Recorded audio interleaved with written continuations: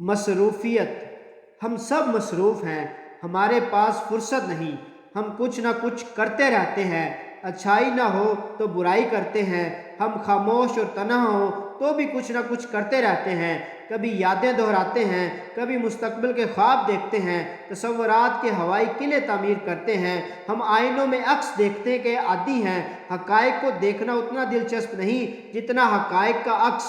مصروفیت کا یہ عالم ہے کہ کسی کے پاس کسی کے لیے وقت نہیں، ہمیں اپنے لیے وقت میسر نہیں آتا، ہم مصروف ہیں۔ ہمارے لیے ہماری مصروفیت ہی ہماری خود غرضی، خود فریبی، خود شکنی اور خود فراموشی کا جواز مہیا کرتی ہے۔ ہم ایک کام کرتے ہیں تو دوسرا بھول جاتے ہیں، ہمارے پاس بہت سے مقاصد ہیں، بڑے منصوبے ہیں، طویل پروگرام ہیں، کثیر ارادے ہیں، بے شمار عزائم ہیں، بس ہر شے کی کثرت ہے، صرف وقت کی قلت ہے، زندگی مختصر ہے اور مصروفیت بے انداز۔ ہم کیا کریں؟ ہم سوچتے ہیں تو ندامت ہوتی ہے، اس لیے ہم سوچنے کی بجائے کام میں مصروف ہو جاتے ہیں۔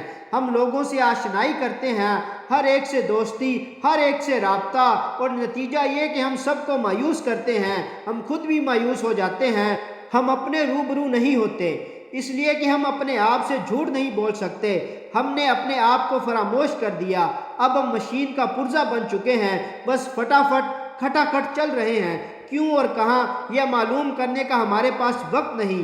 اتنا تو معلوم ہے کہ ہم جلدی میں ہیں، ہمیں کس بات کی جلدی ہے یہ معلوم نہیں۔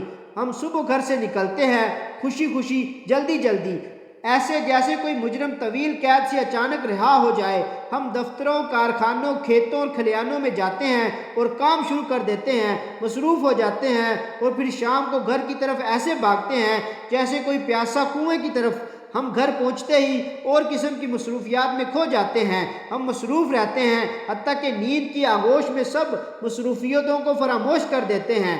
کائنات کا ذرہ ذرہ مصروف ہے، چرند پرند، جمادات، نباتات سب مصروف ہیں، اور ہم تو افضل ترین ہیں۔ ہم کیوں نہ مصروف ہوں، ہم مصروف تو رہیں گے، لیکن غور طلب بات صرف یہ ہے کہ ہم اپنی مصروفیت سے کیا حاصل کرتے ہیں۔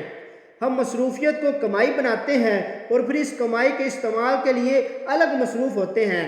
زندگی مصروفیت میں گزر جاتی ہے اور پھر اچانک اس حقیقت کا انکشاف ہوتا ہے کہ اگر مرنا ہی تھا تو مر مر کے جینا کیوں تھا۔ کتنے ناپ تول کے قدم رکھے، کتنی احتیاط کی، کیسے کیسے جتن کیے تھے، اور فرصت کے چند لمحات نہ ملے، اور جب ملنے لگے تو موت نے مہلت نہ دی۔ پہلے زندگی مہلت نہیں دیتی اور پھر موت آڑے آ جاتی ہے۔ کیا ہمارا مقدر صرف مصروف رہنا ہی ہے؟ کیا ہم کبھی آزاد نہیں ہو سکتے؟ کیا ہمارے پاس اس خوبصورت کائنات کو دیکھنے کے لیے وقت نہیں ہوگا؟ کیا ہم نکلتے اور ڈوبتے سورج کے مناظر کبھی نہیں دیکھ سکیں گے؟ کیا چاند رات اور چاندنی رات ہمارے لیے نہیں ہے؟ کیا ہم تاریک مصروفیت کی اماوس رات میں بھٹکتے رہیں گے؟ کیا انسان افضل ترین تخلیق نہیں ہے؟ انسان پہاڑوں کی خوبصورت چوٹیوں اور وسیع و عریض میدانوں سے کب لطف اندوز ہوگا؟ جب تک انسان مصروفیت کے عقوبت خانے سے آزاد نہ ہو جائے، اسے زندگی کا حسن نظر نہیں آ سکتا۔ زندگی شکم پروری ہی تو نہیں، تسکین قلب و نظر کا بھی اہتمام ہونا چاہیے۔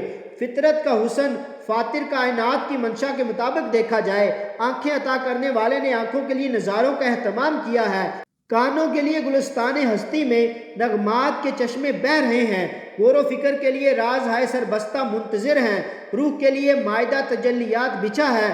ہم سمجھتے نہیں، ہم صرف آسائش وجود کے لیے مصروف ہیں۔ ہم گنتے ہیں، حاصل کرتے ہیں اور خرچ کرتے رہتے ہیں۔ ہماری زندگی اعلیٰ تقاضوں سے محروم ہے۔ ہماری مصروفیت صرف شہرت، مال اور لذت وجود کے لیے ہے۔ کیا زندگی کے لیے اور کوئی ضرورت نہیں؟ کیا زندگی کمانے، کھانے، پہننے اور سونے کے علاوہ کچھ نہیں؟ کیا زندگی کے نصیب میں فرصت نہیں؟ کیا ہمارے پاس کسی کے آنچو پوچھنے کا بھی وقت نہیں؟ ہم ہر انسان کو اپنی ضرورت اور اس کی افادیت کے حوالے سے جانتے ہیں۔ کیا انسان انسانوں کو صرف انسانیت کے حوالے سے کبھی نہیں پہچانے گا؟ کیا ہمارے مرتبے اپنے متحدوں کو ہمیشہ نفرت سے ہی دیکھیں گے؟ کیا ڈاکٹر مریضوں کی جیب سے باہر نہیں نکل سکیں گے؟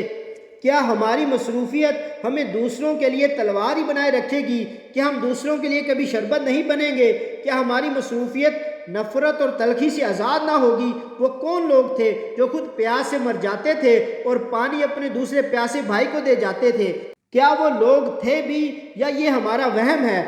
کیا ہماری مصروفیت کسی بانصیب کاہل کو معاف نہیں کر سکتی؟